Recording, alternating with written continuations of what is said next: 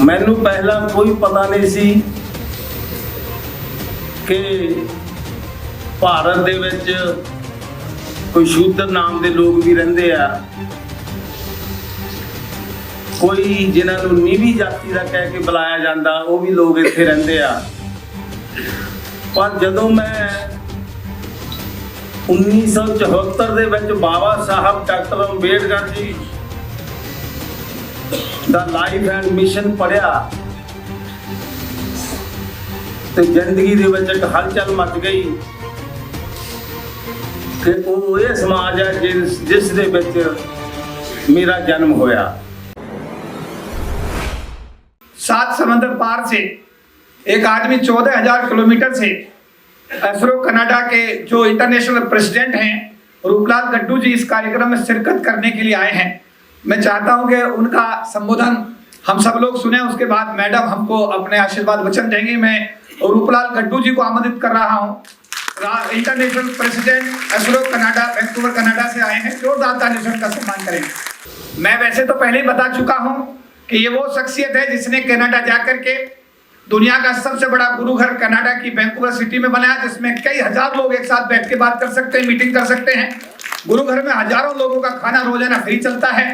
इन्होंने Ottawa parliament यानी Canada की जो पार्लियामेंट है ओटावा में, उसके अंदर बाबा साहब अम्बेडकर का जब जन्मदिन मनाया तो 60 मेंबर पार्लियामेंट कनाडा के और वहां के रक्षा मंत्री सज्जन सिंह जी वहां पर चीफ गेस्ट के रूप में, जब उन्होंने मुझे बुके देकर के सम्मानित किया तो मैं उस प्रोग्राम का चीफ गेस्ट था और मुझे ये नहीं पता था कि इस देश के रक्षा मंत्री हैं। इनके माध्यम से जब रक्षा मंत्री जी मुझे बुका पार्लियामेंट में दे रहे थे तो मुझे लगा कि बाबा साहब अम्बेडकर का जो मिशन है वो कनाडा के अंदर भी रूपलाल गड्डू जी के हाथों में पूरी तरीके से मौजूद है। जोरदार तालियां होंगे।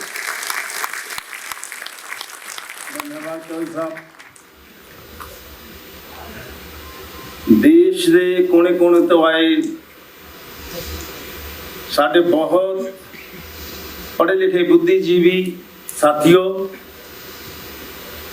और स्टेज पे विराजमान भारत सरकार के नुमाइंदे सारे ही साथियों को अज इस मौके पर इकट्ठे होने ते जय भीम, जय भारत, नमो बुद्धा। सो संघर्ष ही जिंदगी है और बिना संघर्ष तो कुछ नहीं मिल सकता। ज्यादातर दसन की जरूरत नहीं है क्योंकि आप सब जानते हो कि भारत की धरती ते अज तो 131 साल पहला एक हीरे ने जन्म लिया और उस हीरे ने पिछले 5000 साल से जो बहुजन समाज के पैरों में जंजीरें डाल रखी थी, उस जंजीरों को तोड़ने के लिए बहुत संघर्ष किया। आप बहुत बुद्धिजीवी समझते हो इस गल नूं। सो उन्हां दे बारे दे विच जो मैं कहना या जो तुसी जानते हो सारिਆਂ नूं पता है। अज दी गल सम्राट अशोक जी, ज्योतिबा फूले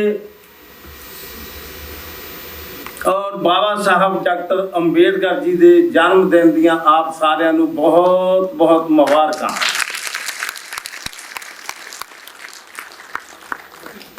मैं अपने आप को बहुत भागा वाला समझदा कि अज इस मंच के उत्ते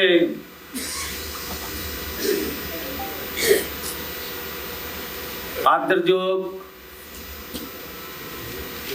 श्री KP चौधरी साहब होना ने मैनू बुला के जो मान बख्शिया, मैं हमेशा ऋणी रहांगा इन्हां दा। ਔਰ ਤੁਹਾਡੇ रूबरू होने का जो मौका मैनू मिलिया बहुत खुशी की गल है। मैं तो एक माड़ा जिहा सिपाही हाँ, छोटा जिहा सिपाही हाँ, तुसी सारे कमांडर हैं। अज मैनू नज़र आ रहा कि बहुजन समाज के सारे कमांडर इत्थे बैठे। सो मेरे वीरों, भरावो, भैनों ते साथियों, इतिहास किसी तो लुकिया नहीं है कि साडे इस समाज दे नाल हजारां सालां तो वितकरा, घोर अत्याचार, बेइंसाफी हो रही है। मैनू पहला कोई पता नहीं सी कि भारत दे विच कोई शूद्र नाम के लोग भी रहिंदे आ, कोई जिन्हां नूं नीवी जाति का कह के बुलाया जाता वो भी लोग इत्थे रहिंदे आ। पर जदों मैं 1974 दे विच बाबा साहब डॉक्टर अंबेडकर जी दा लाइफ एंड मिशन पढ़िया ते जिंदगी दे विच एक हलचल मच गई कि वो ये समाज है जिस दे विच मेरा जन्म होया। सो 74-75 तो लैके बाबा साहब दी मूवमेंट नूं, बाबा साहब दे मिशन नूं अगे लैके जाण लई रास्ता लभण दी कोशिश की, क्योंकि मेरे जन्म तो 1 साल बाद बाबा साहब इस दुनिया तो चले गए, बेसहारा छड्ड के समाज नूं।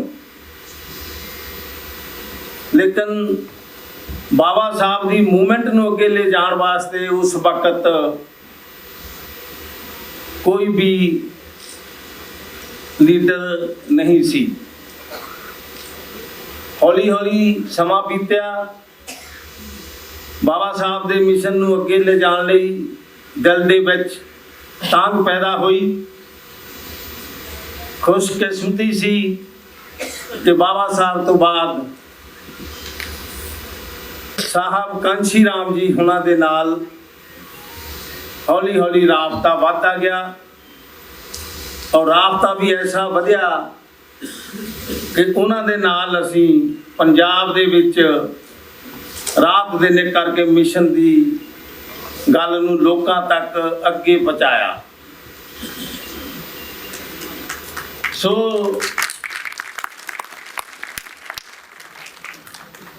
वक्त हमेशा इको जिहा नहीं रहिंदा, बदलता रहिंदा है। और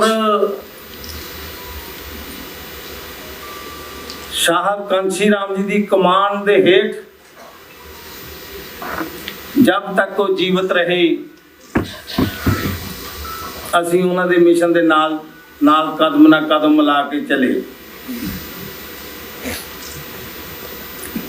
उस तो बाद अपने भारत देश के अंदर बहुत सारे लोग, बहुत सारे संगठन, बहुत सारिया समाजिक जथेबंदियां, चाहे वो डॉक्टर अंबेडकर जी के नां ते बनिया, चाहे ज्योतिबा फुले राव के नां ते बनिया, चाहे माता सवित्री जी के नां ते बनिया। बाबा साहब कहते सी कि जितनियां ज़्यादा ऑर्गेनाइजेशन बन गया उतना ज़्यादा समाज का घाण होवेगा। जदों देखिया परख के कनेडा बैठिया ने असी फंक्शन करना सी पार्लीमेंट दे विच, कनेडा की पार्लीमेंट ओटावा दे विच बाबा साहब जी का 4 सवेरे नज़र दौड़ाई, दिल्ली दे विच दौड़ाई, बंबे च दौड़ाई, आले दुआले वेख्या ते साडी एग्जैक्टिव कमेटी दा जिहड़ी उंगल सी ਉਹ ਮਾਨਯੋਗ KP ਚੌਧਰੀ ਸਾਹਿਬ ਤੇ ਆ ਕੇ ਟਿਕ ਗਈ ਵੀ ਇਸ ਫੰਕਸ਼ਨ ਦੇ ਮੁੱਖ ਮਹਿਮਾਨ KP ਚੌਧਰੀ ਸਾਹਿਬ ਨੂੰ ਬਣਾਇਆ ਜਾਵੇ। ਉਸ ਤੋਂ ਪਹਿਲਾਂ ਸਾਡੀ ਕੋਈ ਇਹਨਾਂ ਨਾਲ ਜਾਣ ਪਹਿਚਾਣ ਨਹੀਂ ਸੀ। ਮੈਂ ਨਹੀਂ ਸੀ ਇਹਨਾਂ ਨੂੰ ਜਾਣਦਾ। ਚੌਧਰੀ ਸਾਹਿਬ ਐਡੇ ਵੱਡੇ ਪੈਮਾਨੇ ਦੇ ਉੱਤੇ all India SC ST OBC EMPLOYEES and officer association ਦੇ ਜਨਰਲ ਸੈਕਟਰੀ ਆ। ਮੈਨੂੰ ਨਹੀਂ ਸੀ ਪਤਾ।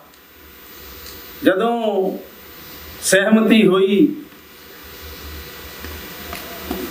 ਤੇ ਮੈਂ ਕਿਹਾ ਵੀ ਇੱਕ ਵਾਰੀ ਮੇਰੀ ਚੌਧਰੀ ਸਾਹਿਬ ਉਹਨਾਂ ਨਾਲ ਗੱਲ ਤਾਂ ਹੋ ਜਾਵੇ ਜਿਨ੍ਹਾਂ ਨੂੰ ਮੈਂ ਸਪਾਂਸਰ ਕਰਨਾ ਹੈ। ਮੇਰੇ ਸਾਈਨਸ ਹੋਣੇ ਆ ਡੈਕਲੇਰੇਸ਼ਨ ਸਪਾਂਸਰਸ਼ਿਪ ਤੇ, ਉਹਨਾਂ ਨਾਲ ਮੇਰੀ ਗੱਲ ਤਾਂ ਹੋਵੇ।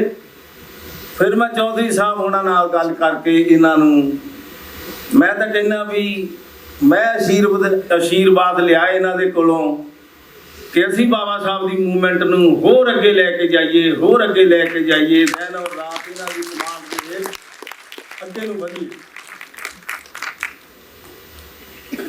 ਸੋ ਸਾਰੇ ਸਾਥੀਆਂ ਦੇ, ਸਾਰੀ ਕਮਿਊਨਿਟੀ ਦੇ ਸਹਿਯੋਗ ਦੇ ਨਾਲ ਅਟਾਵਾ ਦੇ ਵਿੱਚ ਕੈਨੇਡਾ ਦੀ ਪਾਰਲੀਮੈਂਟ ਜਿਹੜੀ ਰਾਜਧਾਨੀ ਹੈ, ਉੱਥੇ ਅਸੀਂ ਅਨੋਖੀ ਮਿਸਾਲ ਕਾਇਮ ਕੀਤੀ ਕਿ ਵਰਲਡ ਦੇ ਵਿੱਚ ਕਿਸੇ ਦੀ ਪਾਰਲੀਮੈਂਟ ਦੇ ਵਿੱਚ ਇਹੋ ਜਿਹਾ ਬਾਬਾ ਸਾਹਿਬ ਡਾਕਟਰ ਅੰਬੇਡਕਰ ਦਾ ਕੋਈ ਫੰਕਸ਼ਨ ਨਹੀਂ ਸੀ ਹੋਇਆ।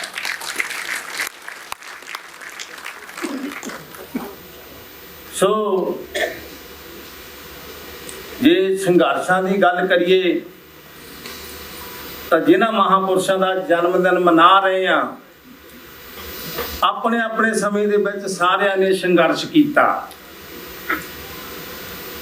ਮੇਰੇ ਇੱਥੇ ਸਟੇਜ ਤੇ ਬੋਲਣ ਤੋਂ ਪਹਿਲਾਂ ਜਿੱਥੇ ਇਹਨਾਂ ਮਹਾਂਪੁਰਸ਼ਾਂ ਨੇ ਸੰਘਰਸ਼ ਕੀਤਾ, ਉੱਥੇ ਮੇਰੇ ਬੜੇ ਬਠੇਰੇ, ਮੇਰੇ ਪੜਦਾਦਾ ਜੀ, ਮੇਰੇ ਬਾਬਾ ਜੀ ਔਰ ਮੇਰੇ ਪਿਤਾ ਜੀ ਉਹਨਾਂ ਨੇ ਵੀ ਆਪਣੀ ਜ਼ਿੰਦਗੀ ਨੂੰ ਸਫਲ ਕਰਕੇ ਸਾਨੂੰ ਕੈਨੇਡਾ, ਅਮਰੀਕਾ, ਇੰਗਲੈਂਡ ਦੇ ਵਿੱਚ ਆਪਣੀ ਫੁਲਵਾੜੀ ਨੂੰ ਪਹੁੰਚਾਉਣ ਦੇ ਲਈ ਬਹੁਤ ਸੰਘਰਸ਼ ਕੀਤਾ।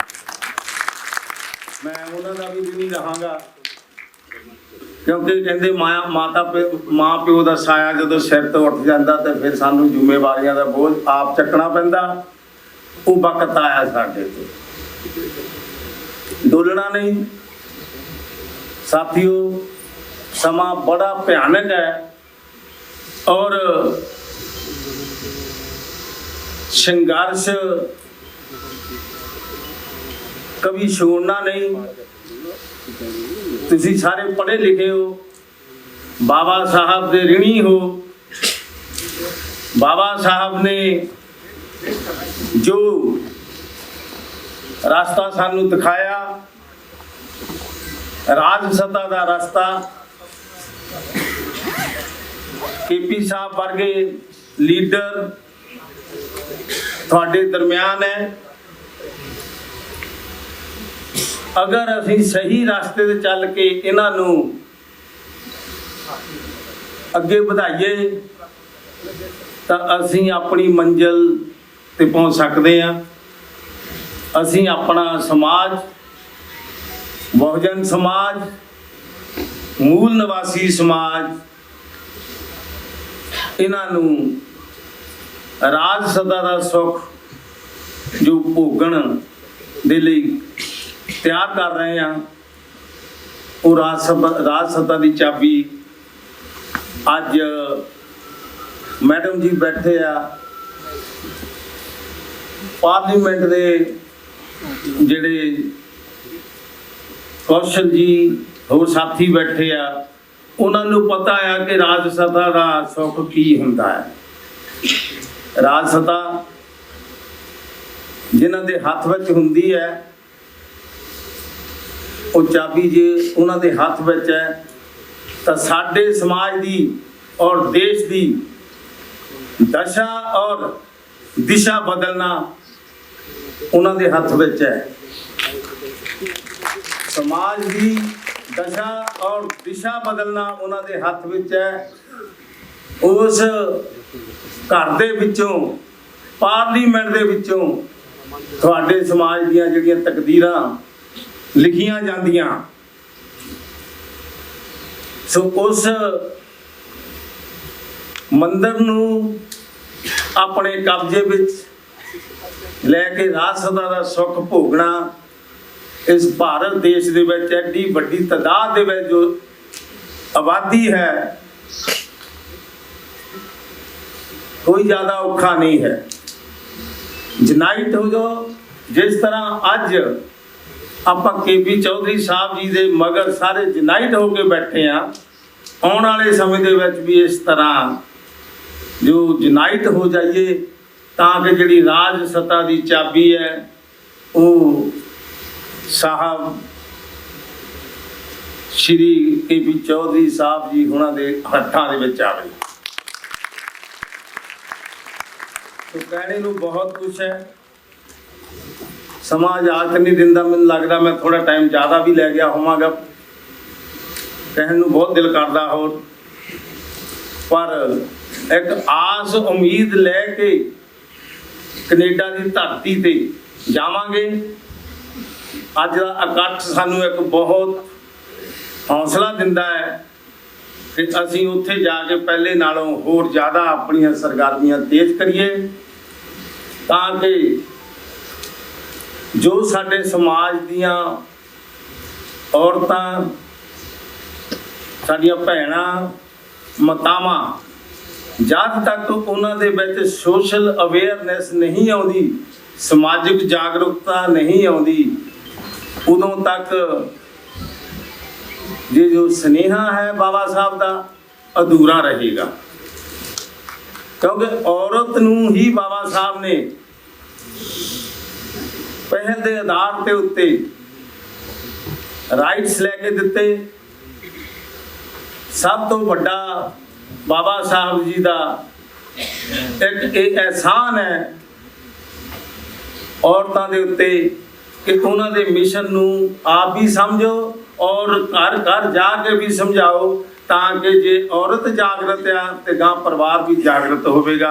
सो ये नाल रगा लैंदा होया जय भीम जय भारत, वाहिगुरू जी का खालसा वाहिगुरू जी की फतेह। सब्सक्राइब करें आपके अपने चैनल समता आवाज़ टीवी को, बेल आइकन दबाना ना भूलें सबसे पहले हमारी वीडियो देखने के लिए।